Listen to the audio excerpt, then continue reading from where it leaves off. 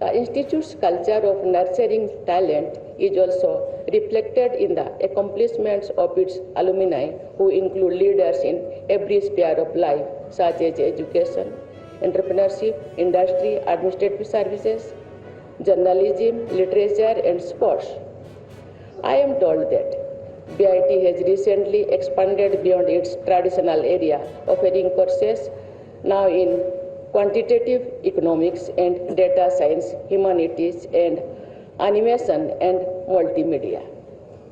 Technology and humanities are really complementary, and bringing them together under one roof also realizes the vision behind the National Education Policy. Ladies and gentlemen, ours is the age of technology.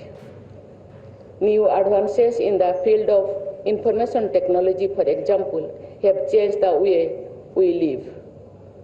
What was unthinkable till yesterday has become reality today.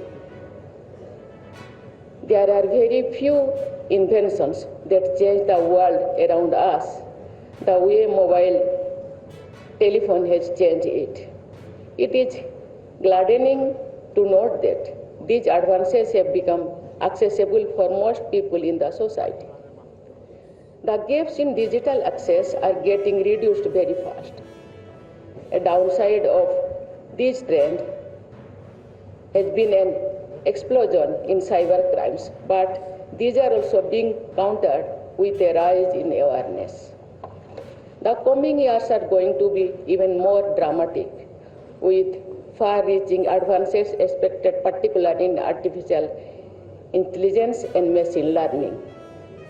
As AI rapidly transforms economies, the government of India has been quick in responding to the emerging scenario.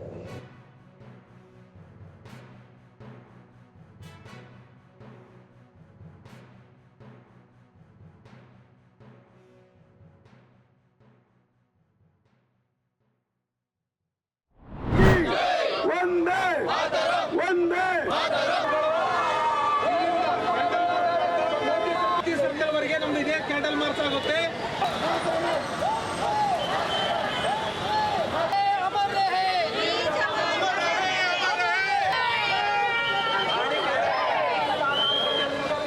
ದಿನಾಂಕ 14 February 2019 ವೀರ ಯೋಧರ ಆತ್ಮಕ್ಕೆ ಚಿರಶಾಂತಿಯನ್ನು ಕಲ್ಪಿಸು.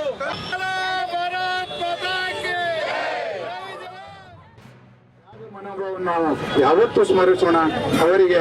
ಯಾಕಂದ್ರೆ ದೇಶಕ್ಕಾಗಿ ಬಲಿದಾನ ಮಾಡಿದಂತ ನಾವೇನಾದ್ರೂ ನಮ್ಮ ಮನೆಯಲ್ಲಿ ಯಾವ್ದಾದ್ರು ರೋಗ ಅಥವಾ ಇನ್ಯಾವುದರಿಂದ ನಾವು ತೀರಿಕೊಂಡಂತ ಸಂದರ್ಭದಲ್ಲಿ ನಮ್ಮ ಒಂದಿನ ನೆನೆಸಿ ಮರೆತು ಬಿಡ್ತಾರೆ. ಆದ್ರೆ ದೇಶಕ್ಕಾಗಿ ತಮ್ಮ ಬಲಿದಾನವನ್ನ ಗೈದಂತ ಈ ಸೈನಿಕರಿಗೆ ನಾವು ಸುಮಾರು ಇವತ್ತು ಕಾರ್ಗಿಲ್ ಆಗಿರ್ಬೋದು, ಇವತ್ತು ಪುಲ್ವಾಮಾ ಆಗಿರ್ಬೋದು, ಇಂಥವುಗಳನ್ನ ನೆನೆಸ್ತೀವಲ್ಲ, ಅದಕ್ಕೆ ಅವರಿಗೆ ಅವರ ತ್ಯಾಗ ನಮಗೆ ಇನ್ನೂ ಯಾವತ್ತು ನೆನಪಿಗೆ ಬರುವಂತದ್ದು. ಅವರ ಈ ಒಂದು ತ್ಯಾಗವನ್ನು ನಾವು ದೇಶದಾದ್ಯಂತ ಚಿರಋಣಿಯಿಂದ ಅವರನ್ನ ನೆನೆಸೋಣ ಅಂತ. 40 ಜನ ಹುದ್ದೆಯಾಗಿ ತೀರ್ಕೊಂಡಂತ ಯೋಧರಿಗೆ ಇವತ್ತು ಅವರ ಕುಟುಂಬಕ್ಕೆ ಉಂಟಾನ ಹೇಳಂತ ಕಾರ್ಯಕ್ರಮ ಇವತ್ತು ನಡೀತಾ ಇದೆ ಈ ದೇಶದಲ್ಲಿ. ಇವತ್ತು ಯಾರಾದ್ರೂ ಮರಣ ಹೊಂದುತ್ತಾರಂದ್ರೆ ಗಡಿ ಭಾಗದಲ್ಲಿ ಇರ್ತಕ್ಕಂಥ ಸೈನಿಕರು ಮತ್ತೆ ರೈತರು ಮಾತ್ರ ಇವತ್ತು ಸಾಯ್ತಾ ಇದೀವಿ. ದೇಶಕ್ಕೋಸ್ಕರ ದುಡಿತಾ ಇದೀವಿ. ಈ ದೇಶದಲ್ಲಿ 2 ವರ್ಗ ಮಾತ್ರ ದೇಶಕ್ಕೋಸ್ಕರ ದುಡಿತಾ ಇದೀವಿ. ಇಲ್ಲಿ ಅನ್ನಕ್ಕೋಸ್ಕರ ರೈತರು ಹೋರಾಟ ಮಾಡ್ತಾ ಇದ್ದೀವಿ. ಈ ದೇಶಕ್ಕೋಸ್ಕರ ಏನು ಸೈನಿಕರು ಹೋರಾಟ ಮಾಡ್ತಾರೆ. ಈ ದಿನವನ್ನು ಕರಾಳ ದಿನವನ್ನಾಗಿ ಆಚರಿಸ್ತಾ ಇದ್ದೇವೆ ಭಾರತದಲ್ಲಿ. ಮತ್ತು ಅದೇ ತರಹ 6 ವರ್ಷಗಳಾದ ಇವತ್ತಿಗೆ ನೋಡಿ 40 ಜನ ವೀರ ಯೋಧರು ಮರಣವನ್ನು ಅಪ್ಪಿದ್ದಾರೆ. ಹುತಾತ್ಮರಾದ ಮೇಲೆ ಪ್ರತಿ ವರ್ಷ ಅವರನ್ನು ನಾವು ನೆನೆಸ್ತಾ ಇದ್ದೀವಿ. ಯಾಕೆಂದ್ರೆ ಅವರು ಚಿರಾಯುವಾಗಿ ಉಳಿಬೇಕು.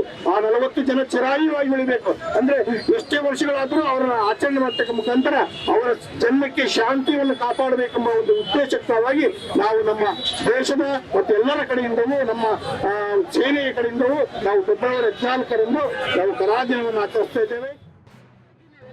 ಕೇಳ್ಕೊಳ್ಳೋದಿಷ್ಟೇ, ಈ ದಿನ ನಾವ್ ಯಾರು ಕೂಡ ಪ್ರೇಮಿಗಳ ದಿನಾಚರಣೆ ಮಾಡಬಾರ್ದು, ಕರಾಳ ದಿನಾಚರಣೆನ ಮಾಡ್ಬೇಕು. ನಾನು ಯುವತಿಯರಲ್ಲಿ ಇಷ್ಟೇ ನಾನು ಕೈ ಮುಗಿ ಕೇಳ್ಕೊತೀನಿ. ಯಾಕಂದ್ರೆ ಈ ದಿನ ನಾವು 40 ಜನ ಯೋಧರನ್ನ ಕಳ್ಕೊಂಡಿದೀವಿ. ಎಷ್ಟು ಜನ? 40 ಜನ. ನಮ್ಮ ಮನೇಲಿ ಒಂದು ಜೀವ ಹೋದ್ರೆ ನಾವ್ ಎಷ್ಟು ನೋವು ಪಡ್ತೀವಿ. ಆದ್ರೆ ನಮ್ಮ ದೇಶ 40 ಜನ ಸೈನಿಕರಂದ್ರೆ ನಮ್ಮ ದೇಶದ ಹುಲಿಗಳಿದ್ದಂತೆ, ನಮ್ಮ ದೇಶದ ಮಾಣಿಕ್ಯಗಳನ್ನ ಕಳ್ಕೊಂಡಿದೀವಿ ನಾವು.